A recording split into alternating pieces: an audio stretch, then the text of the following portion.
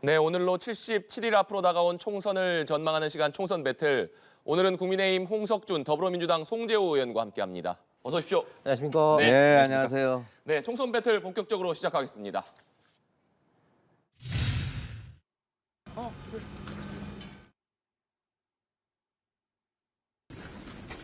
저는 그런 얘기를 들은 바가 없습니다. 제 생각은 이미 충분히 말씀드렸습니다. 지금까지 말씀드려온 것에 대해서 제가 더 말씀드리지는 않겠습니다.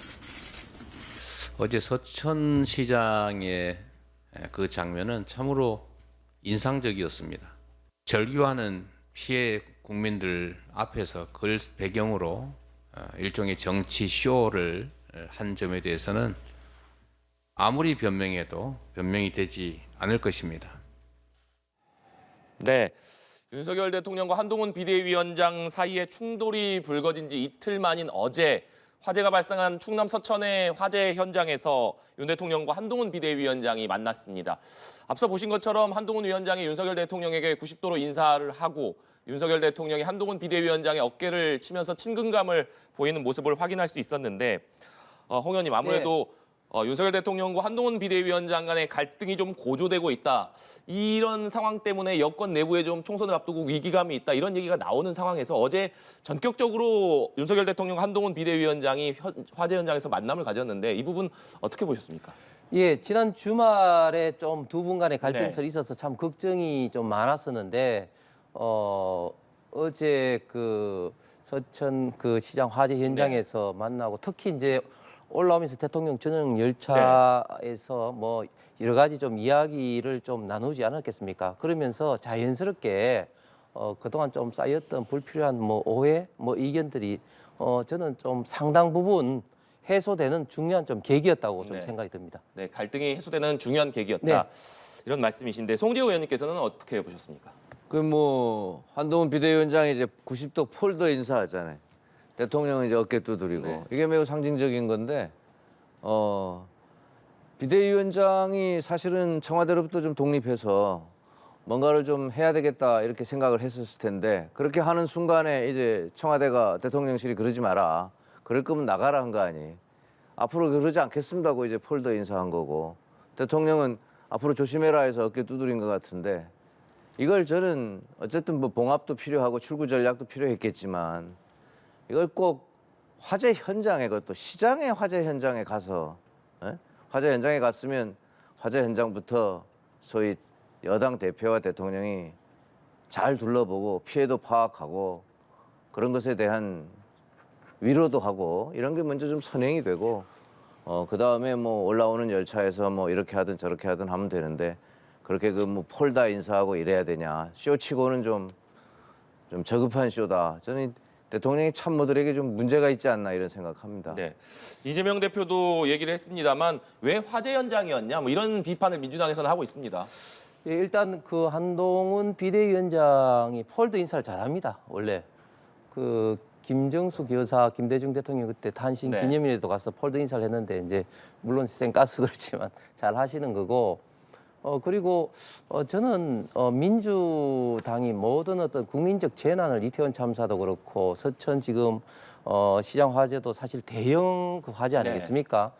설 연휴를 앞두고 서천시장 그 상점 한 230여 곳소가 이제 지금 화재로 큰 피해를 입은 그런 엄청난 재난인데 그곳에 대통령도 급히 새벽부터 달려가셨고 그리고 한동훈 비대위원장도 다른 일정이 있으면서도 급히 일정을 조정해서 갈 정도로 굉장히 큰 피해를 입은 어떤 현장에 가서 사실 이제 뭐 상인들을 안 만났다 하는데 제가 풀 영상을 다 봤는데 상인 대표단을 1층에서 만났고 개별적으로 또 위로도 전하시면서 특히 같이 참석한 이제 그 이상민 그 네. 행자부 장관에겐 특별 재난 지역 선포를 강력하게 좀 지시를 하고 중기부 장관에게는 개별 상인들에 대한 또 지원 사항들 그리고 충남지사에게는 지금 건설에 따른 이런 국비 지원 건의를 좀 받아들이는 등 상세하게 그런 어떤 걸 하고 특히 또 소방관들에 대해서도 위로했던 그런 걸 다 하셨고 네. 물론 뭐 상인들 일일이 거기 이제 수백 분이 이제 기다리시다 하는데 다 만나지는 못하셨지만 그렇게 다 하신 것에 대해서 화재 현장에서 두 사람이 정치 쇼를 한다. 이렇게 비판을 하는 것은 이런 어떤 큰 재난의 현장에서도 자꾸 이제 정쟁거리로 하는 것 같아서 저는 민주당의 이런 태도는 국민들로부터 결코 지지를 못 받을 거라고 생각합니다. 국민의힘에서는 민주당의 비판에 대해서 계속해서 홍 의원님 말씀처럼 재난을 정쟁화하지 말라 이렇게 비판을 하고 있거든요.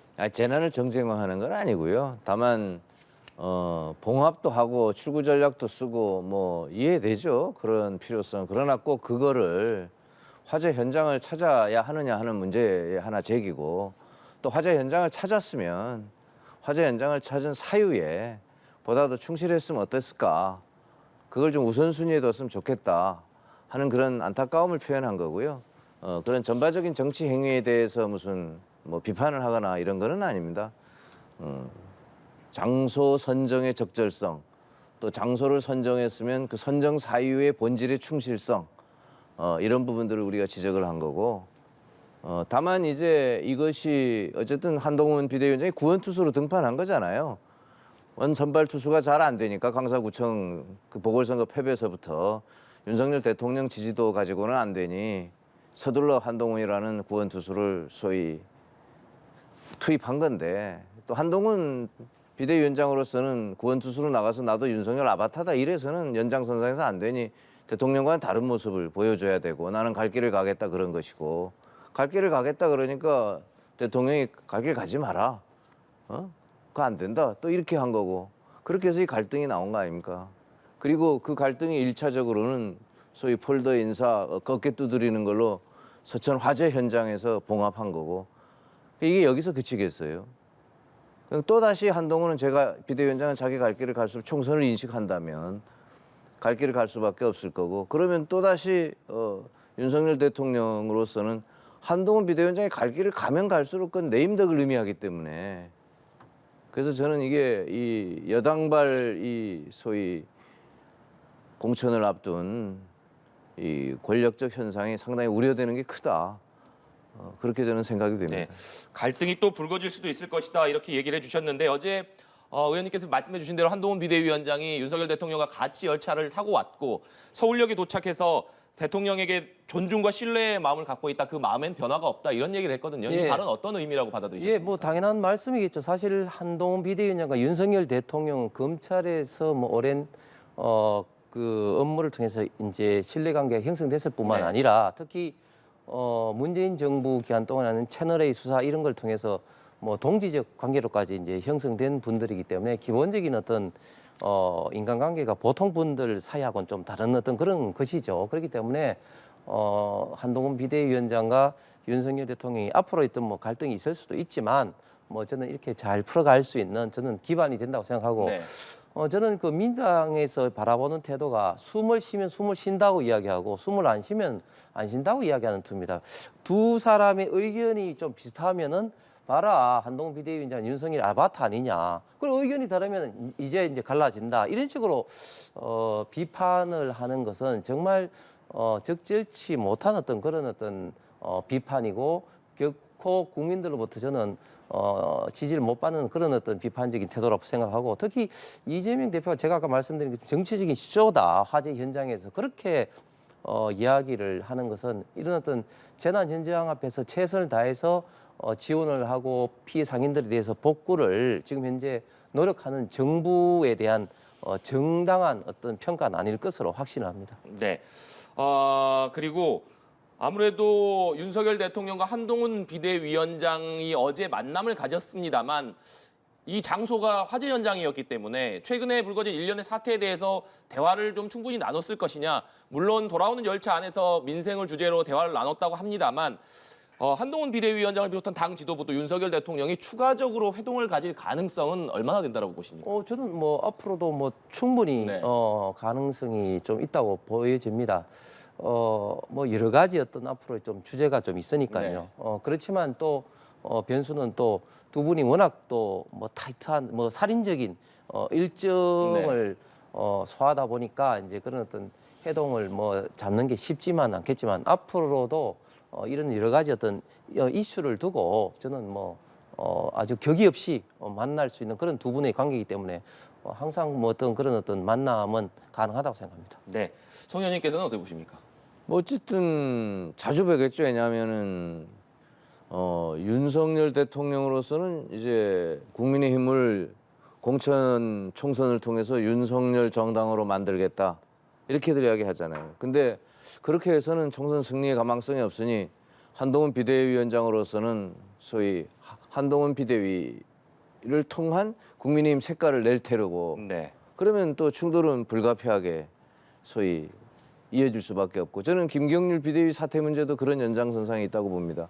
이게 김경률 비대위원이 사퇴를 하느냐 안 하느냐 중요한 게 아니라 사퇴해버리면 한동훈 비대위원장의 소위 공천 과정에 있었던 혁신의 흐름이 맥 빠지는 거잖아요.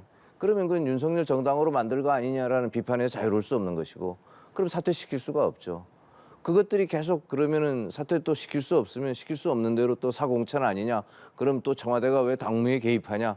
이런 충돌들이 불가피하게 또 이어질 거기 때문에 어차피 계속 만남은 이어져 갈 거라고 네. 보는데 다만 그런 만남이 대통령실이 됐든 원내대표가 됐든 비대위원이 됐든 간에 좀 조율되고 관리되게 해야 되지 않겠는가. 국민들 걱정을 좀 덜하게.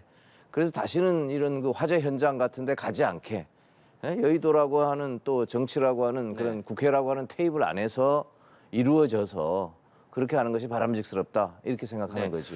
송 의원님께서 지금 말씀해 주셨으니까 지금 갈등에 여전히 불씨로 남아있는 두 가지 요소로 지적받는 것이 한 가지는 이게 이른바 김건희 여사의 명품백 관련 사과 문제고 한 가지는 김경률 비대위원의 거취 문제입니다. 일각에서는 이 출구 전략으로 김경률 비대위원 그러니까 이번 논란에 어떻게 본다면 시작점이 됐던 김경률 비대위원이 좀 거취를 결정해야 되는 것 아니냐 이것이 출구 전략이 될 수 있을 것이다 이런 해석이 나오거든요. 그 부분 어떻게 보십니까? 예, 좀 전에 송 의원님 말씀하신 김경률 비대위원의 어떤 사퇴 여부와 네. 관계없이 저희들은 이미 이제 공천의 열차가 출발을 했습니다.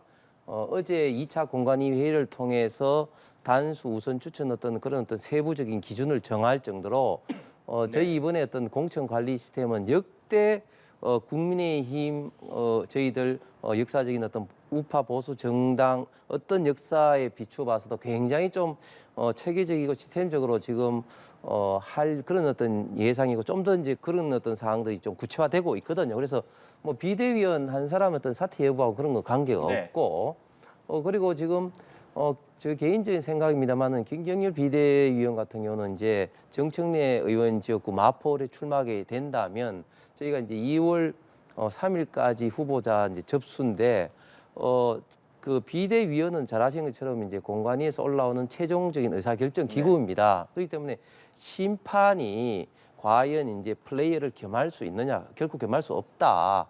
그러면 그때는 뭐 다른 어떤 이슈보다도 먼저 그 부분에 대해서 먼저 본인 스스로 한번 판단을 해봐야 되는 어떤 시기가 아닌가 생각이 좀 듭니다. 김경률 비대위원이 마포에 출마를 하기 위해서는 아무래도 비대위원직을 좀 내려놓는 것이 바람직한 수순이 될 것이다. 네, 뭐 이런 그렇습니다. 말씀이신데 김경률 비대위원 거취 문제 송재호 의원님께서는 어떻게 보십니까? 어쨌든 윤석열 대통령의 지지도가 탄탄하고 그렇게 해서 국민의힘이 그걸 잘 뒷방정 관계가 원활하고 했으면 한동훈 비대위원장이 나오지 않은 거잖아요. 대통령 지지도가 낮고 그 지지도 가지고는 총선을 하기가 이게 참 어렵다 판단이 되고 돌파구를 마련해서 한동훈 비대위원장이라고 하는 그나마 신뢰할 수 있는 카드를 꺼낸 건데 그 한동훈 위원장이 또다시 그 공천 과정에서 한 김정률 비대위원을 낙마시켜버리면 그럼 한동훈이 힘 빠지는 거 아니겠습니까? 비대위원장이. 그거는 애초에 구원투수가 온 목적이 아니고 구원투수를 또 그러면 등판을 안 시키는 거하고 등판된 구원투수를 또 내려오라는 거 같은 거기 때문에 절대로 저는 김경률 비대위원을 사퇴시킬 수 없을 것이다. 그냥 한동훈 비대위원장이 애초에 했던 뜻대로 공천 과정이 갈 것이다. 그러나 이것이 거꾸로 보면은 윤석열 대통령의 레임덕하고 관계가 있잖아요. 아, 그럼 대통령 말이 안 믿기네. 대통령 뜻대로 가는 게 아닌 것 같아. 그것들이 계속해서 저는 권력 관계를 두고 국민의힘에서 이제 본질적인 그 게임이 시작됐다 이렇게 보는 거죠. 또 한동훈 비대위원장대로 보시다시피 팬덤을 만들잖아요. 네. 그리고 그런 팬덤들은 실은 대통령하고는 관계없잖아요. 한동훈이가 좋아서 만들어진 거기 때문에. 그래서 통제할 수 없는 소위 권력적 여러 가지 잡음 또 권력적인 여러 가지 이슈들이 발생할 것이다 이렇게 보는 거고요. 또 더더욱 본질은 이제 김경률 비대위원이 아니라 김건희 여사의 명품백 아니겠습니까? 이건 하나 더 들어가면 또 더 심각해진 거죠. 그래서 매우 저는 국민의힘이 그 소위 말해서 권력적 화산이 폭발할 수 있는 그런 개연성이 크다. 그렇게 봅니다. 네. 송 의원님께서는 계속해서 윤석열 대통령과 한동훈 비대위원장 간에 좀 충돌이 계속해서 반복될 수밖에 없을 것이다. 이런 전망을 해주고 계신데 이 부분에 대해서 어떻게 생각하십니까? 예, 제가 좀 전에 말씀드린 것처럼 두 분의 어떤 관계는 어떤 보통 사람들의 네. 관계를 뛰어넘기 때문에 물론 뭐 사소한 어떤 갈등이 앞으로도 있을 수는 있겠지만 충분히 그것을 좀 극복해 나갈 수 있는 두 분의 어떤 인간관계가 지금 형성이 돼 있다. 그리고 또 한 가지 또 확실한 건 두 분 다 지금 이제 사심없이 지금 일을 하고 있습니다. 지금 한동훈 비대위원장도 이제 비대위원장 취임하자마자 일성이 본인은 이제 총선 출마 안 하겠다 해서 네. 모두 다 이제 놀라게 했지만 그만큼 자기의 어떤 모든 것을 내려놓고 총선 승리를 위해서 매진하고 있고 지금 윤석열 대통령도 보십시오. 처음에 민주당이나 일부 일각에서 뭐 검찰 공천이니 또 뭐 대통령실 공천이니 뭐 그런 식으로 이야기했는데 지금은 이제 시스템적으로 지금 움직이니까 그런 이야기는 또 쑥 들어가 버렸어요. 두 분 다 대한민국의 미래를 위해서 이번 총선이 정말 절대적으로 중요하다. 이번 총선에 실패하면 정말 우리 윤석열 정부가 제대로 국정을 미래를 위한 국정을 펼칠 수가 없다. 이런 어떤 공통의 어떤 운명적 그 인식을 같이 하고 있기 때문에 저는 좀 다른 문제는 다 사소하게 다 해결될 수 있을 거라고 생각이 듭니다. 네. 그리고 김건희 여사의 명품백 수수 관련과 명품 문제와 관련해서 한동훈 위원장이 국민들이 걱정할 부분이 있다. 앞서 이런 언급을 했었는데 어떤 이번 갈등 사태가 벌어진 이후에는 계속해서 내가 이미 입장을 밝힌 바 있다 이렇게 하면서 언급을 아끼는 모습이거든요. 이 부분은 어떤 의미가 있다고 보십니까? 예, 그런 부분이 사실은 좀 민감할 수도 네. 있는 문제인데 저희들 이제 당 이제 입장에서는 일단은 이게 그 분명히 이제 몰카 공작이고 그리고 저는 좀 정말 가장 이해할 수 없는 부분이 이 몰카 공작에 따르는 범죄 피의자가 민주당 의원의 그 이제 소개로 네. 국회 소통관에서 자기가 하게 된 어떤 계기 과정을 설명하는 기자회견까지 할 정도인 상황입니다. 그리고 이런 어떤 상황에서 대통령 기록물법에 의해서 국내외 이런 어떤 그 선물에 대해서는 개인이 사용하는 것이 아니라 이제 국고에서 이제 보존을 하는 거기 때문에 기본적인 어떤 사인 간의 이런 어떤 뭐 뇌물이라든지 이런 게 전혀 지금 통용이 안 되는 상황이거든요. 그래서 이런 어떤 문제에 대해서 좀 국민들이 좀 이해할 수 있도록 그 대통령실에서 조금 소상하게 좀 설명을 좀 할 필요성 뭐 이런 부분에 대해서는 저희 당도 그렇고 대통령실에서도 어떻게 할지 지금 고민을 좀 하고 있는 상황이라고 생각합니다. 네, 송 의원님. 그 홍석준 의원님 말 그대로예요. 이게 전후를 떠나서 국민들이 지금 굉장히 왜 뭘까? 저게 왜 무슨 사유 때문에 저게 발생했을까 하는데 궁금해하잖아요. 충분히 이거는 저는 관계된 그러니까 여사가 관계된 거기 때문에 대통령실이 충분히 설명을 해야 되고요. 그 시간도 저는 놓쳤다고 보는 것이고 몰카 공작이 저는 이게 뭐 좋다. 몰카 공작 이런 거를 말하는 게 아니라 몰카 공작과 별도로 그러면 네. 안 되죠. 그것과 별도로 대통령 부인이 명품백을 받은 거는 이거는 아주 잘못된 거지 않습니까? 그럼 그 명품백은 나중에 뭐 대통령 기록 무슨 어떤 법에 의해서 김건희 여사께 아니다 나라 거다. 그거와 관계없이 국민들이 볼 때는 대통령 부인이 받은 거잖아요. 그럼 그것에 대해서 이거 이러이러한 이유로 받았고 내가 몰라서 그랬는데 전후 사정이 이렇고 이러이러한 부분은 미안하다. 그리고 이것은 뭐 내 게 아니다. 뭐 이런 걸 설명은 하는 게 도리잖아요. 사과할 게 있으면 사과를 해야 되는 것이고 그거를 다 생략한 데서 오는 부분이고 그러니까 이제 이런 민심을 보고 한동훈 비대위원장이 국민의 생각은 다른 것 같다라고 이야기한 거 아니에요. 그냥 액면 그대로 이야기를 한다 그래도. 근데 그걸 가지고 어쨌든 왜 그 대통령 부인인 김건희 여사까지 당에서 이야기하느냐. 심기가 불편하다 이거 아닙니까? 그러니까 한동훈 비대위원장이 나 할 말 다 했다. 앞으로 안 하겠다 이런 거고. 그러면서 이야기하는 게 당과 정은 별개다. 내가 당에서 한동훈 비대위원장이 정치에서 내각에 하는 대통령실에 하는 거에 대해서는 앞으로 이야기 안 하겠다는 뜻이고 이거는 전제가 뭐냐면 그러면 대통령실도 김경률 공천이 어쩌고 저쩌고 당에서 하는 거를 이야기하지 말라. 당정을 따로 하겠다는 이야기인데 근데 이게 되겠습니까?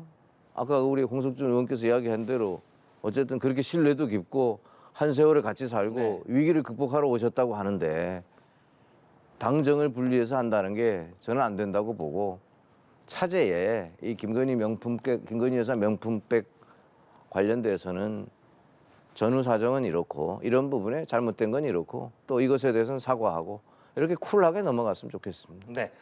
그리고 국민의힘 공관위가 전략공천 기준을 발표를 했습니다. 어제 발표된 내용에 따르면 국민의힘이 최근 총선에서 3회 연속으로 패배한 지역에는 우선 공천, 그러니까 전략 공천이 가능해졌는데 아무래도 원희룡 전 국토부 장관이 출마 의사를 밝힌 이재명 대표의 지역구인 인천 계양을 또 김경률 비대위원이 출마 의사를 밝히고 있는 정청래 의원의 서울 마포을이 이 지역에 해당이 됩니다.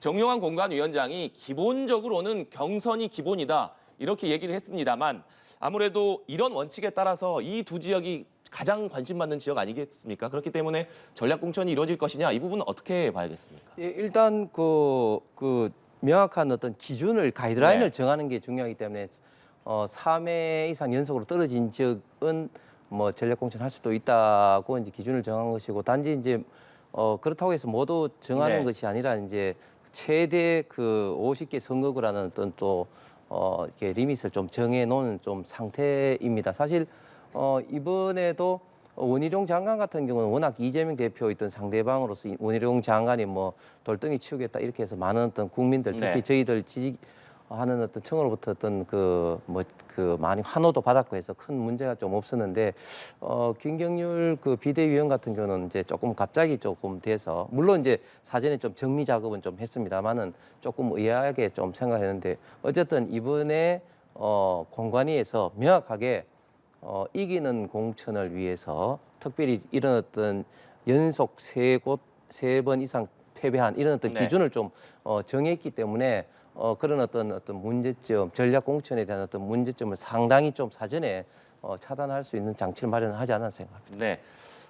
사실은 이게 국민의힘도 그렇고 민주당도 그렇게 했습니다만 전략 공천을 하게 되면 뭐 경선을 하게 되면 경선에 출마한 후보들이 그 지역에 출마가 불가능합니다만 두 정당 모두 전략 공천을 하게 되면 거기에 반발한 후보들이 무소속이라던가 특히나 지금은 또 제3지대에서 신당들이 많이 생긴 상황이기 때문에 이런 가능성들도 계속 나오는 거 아니겠습니까? 아니, 당연하죠. 전략공천 지역으로 선정된 곳들에는 네. 실은 그냥 아무도 없는 지역이 아니고 허허벌판이 아니라 사실 오랜 많은 장수들이 이제 출마를 준비하던 격전 지역 네. 아닙니까? 예, 그런 곳에 당이 전략공천 지역으로 설정해서 소위 전략공천을 하면 기존 후보들은 반발을 할 테고 뭐 탈당을 하거나 네. 그렇게 해서 제3지대로 갈 그런 우려가 크죠. 그것은 또 거꾸로 당의 경쟁력이 약화되는 후보, 전략공천된 후보의 경쟁력이 약화돼서 떨어질 확률도 크게 하는 거고요. 그런 걸 다 고려해야 되지만 중요한 것은 거기에서 뛰고 있었던 후보들이 네. 이해할 만한 기준을 내주는 거지요.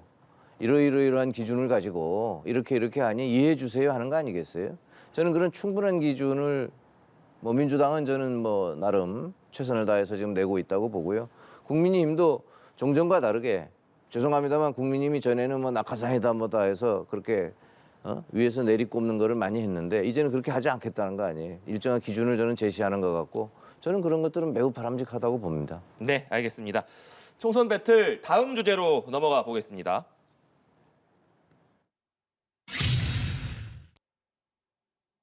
국민의힘에 있어도 이상하지 않는 민주당답지 않은 정치인이라는 조롱이 여기저기에서 들립니다. 배신과 분열의 상처를 주면서 민주당의 이름으로 출마하겠다는 상황을 더는 두고 볼 수 없습니다. 경쟁은 치열하게 해야 돼, 공정하게 해야 되고 경쟁자 역시 같은 당 안에 있는 당내 동지이기 때문에 같은 동지로서의 존중과 배려도 경쟁 과정에서 잊지 않아야 된다 이런 생각을 갖고 있습니다. 친명계 민주당 비례대표 의원들이 잇따라 비명계 의원들의 지역구에 도전을 했습니다. 이런 도전은 뭐 총선 때마다 반복되는 모습입니다만 앞서 들으신 것처럼 양이원영 의원 또 이수진 의원이 양이원영 의원은 민주당 현역인 양기대 의원을 겨냥해서 국민의힘에 있어도 이상하지 않은 민주당답지 않은 정치인 이런 비판을 했고 이수진 의원은 성남 중원을의 윤영찬 의원을 향해서 배신과 분열을 상처를 주면서 민주당의 이름으로 출마하겠다라고 하는 상황이다. 이렇게 비판을 하면서 이명백 공관위원장이 경고의 메시지를 내기도 했는데 사실 이런 문제가 당 전체적으로 도움이 되겠느냐 이런 얘기도 나옵니다. 이 부분 어떻게 보고 계십니까? 아니 전혀 도움이 안 되죠. 네. 실은 경쟁에서 공격은 뭐 필수적이고 있을 수 있습니다. 그러나 공격의 수단이 적절해야지요. 그게 근거 없이 인신을 비방하거나 그렇잖아요. 혼탁하게 그저 하거나 또는 그냥 아니면 말고식으로 의혹을 제기하거나 이런 것들에 대해서는 안 되죠. 왜냐하면 이게 양이원영 의원하고 지금 이수진 의원의 예를 들었습니다마는 두 분의 의원을 빼고서라도 상대 후보가 이게 답변을 하기도 그래요. 예를 들어 그게 그렇지 않다. 국민들이 볼 때는요. 유권자가 볼 때는 참 볼상사나운 거예요. 저게 왜 저게 같은 당끼리 저러지? 그 좀 뭔가 좀 다른 걸 가지고 해야 되는데. 그리고 표현을 하더라도 예를 들면 지금 민주당의 정체성이나 누가 더 민주당다운가, 누가 더 선명한가 이런 거는 그 경쟁의 포인트가 네. 될 수 있죠. 그러나 그거를 기준을 좀 선의적으로 해야지. 예를 들어서 그걸 악의적으로 나는 뭐 민주당적인데 너는 보니까 아니다. 이런 식으로 하는 거는 저는 맞지 않다고 보고요. 다만 이런 것들이 그 민주당적이냐의 경쟁을 넘어서서 예를 들면 뭐 심지어 옛날 보면은 뭐 없는 재산을 있는 재산 어디다가 뭐 숨겨놨느니 뭐 없던 아들이 있던 뭐 있느니 뭐 별짓들이 다 있잖아요. 이런 것들에 대해서는 저는 경선을 둘러싸고 이런 일들이 비일비재하게 일어날 수 있기 때문에 공천관리위원장으로서 이것을 경고하고 또 그런 일이 일어나 있을 때는 엄중 경고뿐만이 아니라 그 윤리심판원에 또 회부해도 되거든요. 당의 공식 기구가 있습니다. 그게 일종의 해당 행위에 해당하기 때문에 그런 것들에 대해서 미리 공관위원장이 경고하고 준비를 하는 것은 굉장히 바람직스럽다고 보고요. 이것이 민주당이든 국민의힘이든 경쟁이 치열해지면 치열해질수록 이런 일들이 더 많이 발생하기 때문에 정치 문화나 공정한 선거 풍토를 위해서도 전혀 바람직스럽지 않은 것이죠. 네, 친명계 의원들이 비명계 의원들의 어떻게 본다면 정체성을 가지고 공격을 하면서 출마를 선언하는 이런 모습 어떻게 보고 계십니까? 조홍천 의원이 좋은 비유를 했는데 이제 수박이 나가니까 이제 워터멜론이 나가니까 이제 멜론을 공격하고 있는 그런 어떤 상황이죠. 그래서 친명 그룹이 친명 그룹이 친문 그룹을 지금 집중 공격하고 있는 이런 어떤 형국인데 공교롭게도 조금 전에 나갔던 두 화면 양이원영 의원하고 이제 이수진 의원은 제가 이제 전반기 때 그 한노위에서 같이 이제 상임이 있었습니다만은 두 사람이 지금 양기대 의원과 지금 이제 성남 중원에 지금 이제 그 또 윤영찬 의원 지역구에 가면서 아주 말을 이제 민주당답지 않다, 뭐 정체성이 의심스럽다, 아주 국회의원으로서 아주 심각한 어떤 뭐 인신모욕적인 공격을 하고 특히 또 소통관에서 저렇게 기자회견하는 게 저는 굉장히 부적절하다고 생각합니다. 왜냐하면 당사에서 뭐 이렇게 상대방 후보를 뭐 비판 공격하는 건 몰라도 저 국회 소통관이라는 건 어떤 정책이나 국민 어떤 메시지 발표하는 것인데 대단히 부적절한 장소에서 부적절한 어떤 메시지를 내고 있다. 그런데 과연 저게 개인적인 생각이냐? 저는 결코 개인적인 생각이 아니고 최소한의 당 지도부와 좀 내락이 돼 있는 거다. 왜냐하면은 지금 이수진 의원 같은 경우는 서대문구에서 지금 이제 성남 중원으로 왔죠. 그게 갑자기 그렇게 지역구를 선거 바로 공천 바로 직전에 옮긴다는 것은 대단히 지금 불리하지 않겠습니까? 경선 뭐 들어가게 된다면 그렇게 대단히 불리한 어떤 곳에 가게 된 것은 결국은 지도부 내지는 어떤 친명 강성 그룹 간의 어떤 내락이 지금 돼 있다. 그렇게 좀 생각이 들고 심지어 지금 추미애 지금 장관도 어제 임종석 또 그 노영민 또 비서실장에게 석고대자하라, 윤석열을 키운 두 실장은 석고대자하라고 지금 강하게 지금 비판을 좀 하고 있지 않습니까? 그런데 그런 거 보면은 윤석열 대통령을 키운 거는 두 실장보다도 추미애 장관이 어떻게 보면 더 키웠는데 어쨌든 지금 민주당에서는 공천을 둘러싸고 완전히 이제는 수박이 어느 정도 나가니까 친명과 친문 간에 아주 강력한 어떤 충돌이 벌어졌고 여기에서 저는 상당한 어떤 그 현역 내지는 원외 지구당 위원장들이 지금 제3지대에 이미 나가 있는 사람들과 합류할 가능성이 대단히 커 보인다 생각합니다. 네. 홍석준 의원님께서 얘기해 주신 두 가지 부분은 좀 여쭤보고 싶은데 한 가지는 이수진 의원 같은 경우에는 불출마를 선언했다가 성남 중원으로 갔기 때문에 이 부분이 좀 지도부와 교감이 있었던 것 아니냐 이런 부분에 대해서 여쭤보고 싶고 또 한 가지는 친명계 원외 모임이 말씀해 주신 대로 이번에는 친문계 그러니까 비명계 의원들이 나가고 나니까 친문계를 상대로 불출마나 험지 출마를 요구하고 있는 것 아니냐 이게 또 다른 어떤 분열의 요인이 되는 것 아니냐 이런 지적도 있습니다. 이 부분 어떻게 보십니까? 아유, 그거 뭐 이수진 의원은 불출마 아니고요. 쉽게 말하면 비례 이수진 의원은 네. 우상호 의원이 불출마한 네. 서대문에 이제 출마를 준비했죠. 근데 당이 다선 현역 의원이 불출마하는 지역은 전략공천 지역으로 지정했기 때문에 네. 전략공천 지역이면 이수진 의원한테 그럼 주는 거야 이렇게 되잖아요. 그 오해의 소지가 크지 않습니까? 그러니까 당에서 그건 곤란하다. 그러니까 이제 사실은 굉장히 뭐 슬프지 않았겠어요. 네. 울고 싶은 심정이었을 거예요. 그동안 공들여왔던 서대문을 떠나서 그럼 어디에 내 출마해볼까 고민하다가 윤영찬 의원이 있는 것도 윤영찬 의원이기 때문에 택한 게 아니고 현근택 변호사가 못 나오게 되니까 그럼 거기를 내가 대신 선택해 보겠다는 자율적 선택이고요. 그게 예를 들면 친명계하고 의논해서 내가 윤영찬 의원한테 가보면 어떨까요? 가보세요. 가서 그러면 이런 발언해서 이런 거는 전혀 없고요. 저는 그렇게 해석을 하면 좋을 것 같다 생각이 되고 그다음에 이제 무슨 워터멜론이 나가니까 멜론만 남아서 비명계의 일부가 이제 없어지니 그다음 친문하고 뭐 붙는 거 아니냐. 친명이 저도 친명인데 그렇지 않습니다. 친문과 친명이 상당 부분 겹쳐 있어서 무슨 그거는야말로 저 밖에서 문재인 대통령을 따랐던 분하고 대선 때 이재명 후보를 밀었던 사람끼리 좀 싸우기를 원하는 세력들이 소위 말해서 만든 그거야말로 저는 근거 없는 흑색선전이다 이렇게 생각이 되고요. 다만 이런 것들이 당내에 있으면 그런 당내의 그런 작태에 대해서는 엄중하게 이제 처벌하고 이렇게 하겠다 하는 게 이명박 위원장의 뜻이었던 것 같고 양이원영 의원이나 이수진 의원의 그 양기대 의원이나 윤영찬 의원을 겨냥한 그 발언을 이명박 공천위원장이 그렇게 하면 곤란하다고 경고한 거는 절대 아니라고 저는 생각합니다.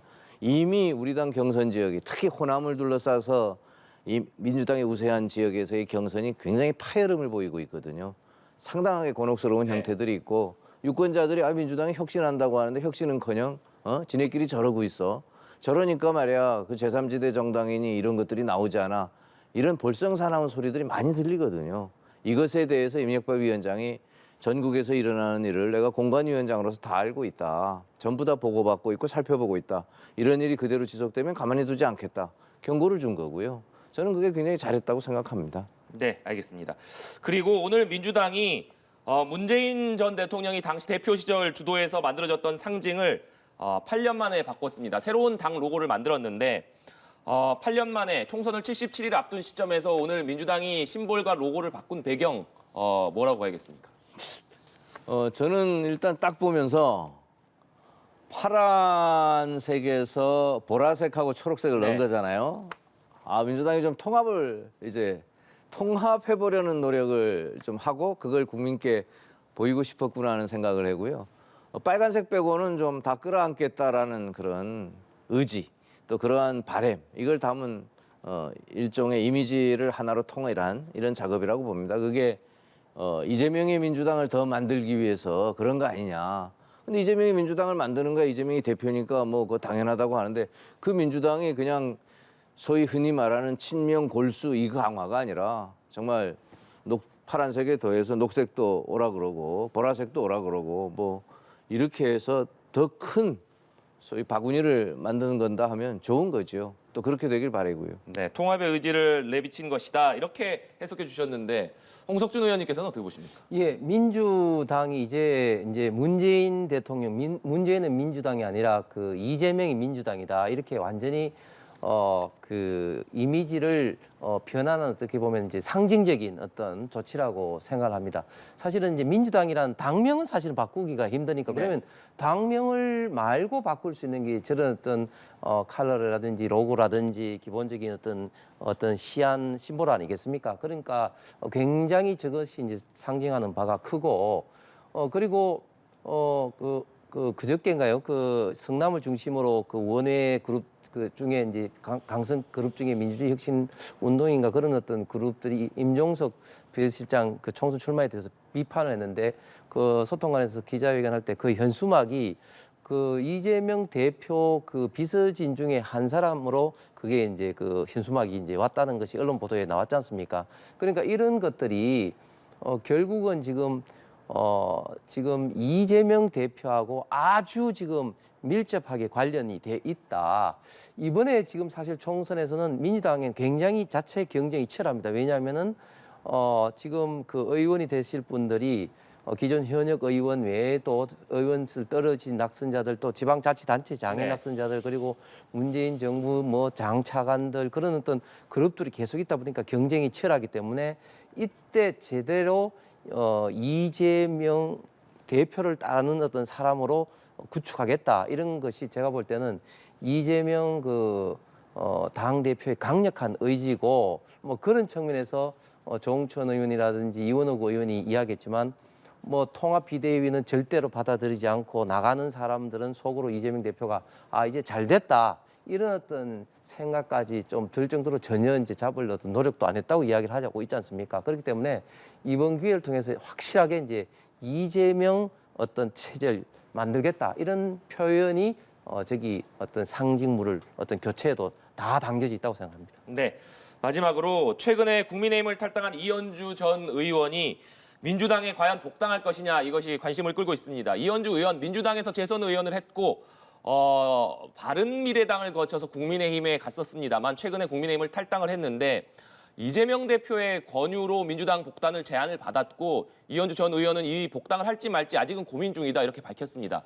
송재호 의원님, 이현주 의원이 윤석열 정부를 강하게 비판을 해오긴 했습니다만 이재명 대표가 이현주 전 의원이 사실 민주당을 비판하면서 또 당시 탈당하지 않았습니까? 그런데 이재명 대표가 이현주 의원에게 복당을 제안한 건 어떤 배경이라고 봐야겠습니까?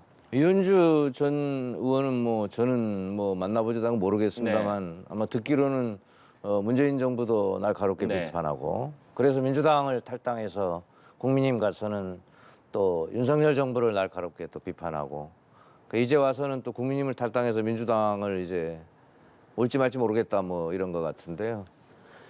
정당을 옮기는 거는 좀 기본적으로는 이재명 대표가 권유하니까 내가 고민해보다 이런 걸 떠나서 저는 기본적으로는 정치적 결정이고 왜 우리 그 흔한 표현으로 선거 나가고 말고 뭐 정치하고 말고 이거는 부자지간에도 친한 친구지간에도 이건 권하거나 하는 거 아니다 이러잖아요. 자기 스스로 이건 정말로 고독하게 결정할 사안이라고 생각합니다. 그리고 그렇게 결정할 때는 이현주 전 의원 스스로 국민이 납득할 만한 그리고 정말 제대로 내세울 만한 대의와 명분이 있어야죠. 그냥 이재명 대표가 권유하니까 내가 한번 고민해 보겠다 이거는 아닌 것 같아요. 이재명 대표가 권유는 했을 수 있죠. 그렇잖아요. 차제에 한번 민주당 입당도 한번 생각해 보세요. 윤석열 정부만 밖에서 비판하지 마시고. 그러나 그것과 본인이 입당하는 거하고는 저는 아주 별개의 문제라고 생각하고 본인이 뭐 이현주 전 의원께서 진중하게 고민해서 거대한 대의와 명분을 찾으면 국민의힘으로 이제 복당해서 다시 민주당으로 들어오시는 것이고 안 그러면 뭐 다른 여러 가지의 또 정치적 길이 있지 않겠습니까? 네.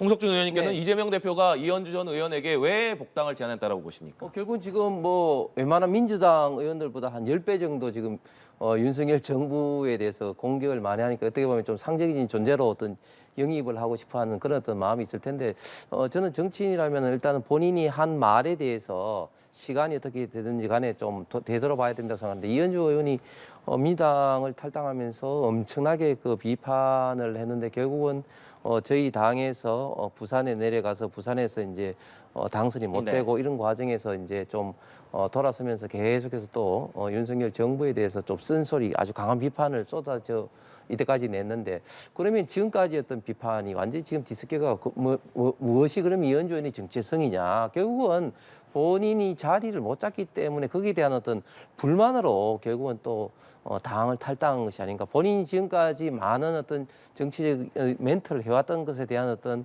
국민의 어떤 신뢰성을 저는 모조리 다 잃어버리는 그런 어떤 결과가 돌아오기 때문에 속된 말로 어떤 철새 정치인으로 낙인 찍힐 그런 가능성이 많아 보입니다. 네, 알겠습니다. 오늘 두 분 말씀 여기까지 듣도록 하겠습니다. 지금까지 국민의힘 홍석준, 더불어민주당 송재호 의원과 함께했습니다. 오늘 말씀 고맙습니다. 감사합니다. 감사합니다.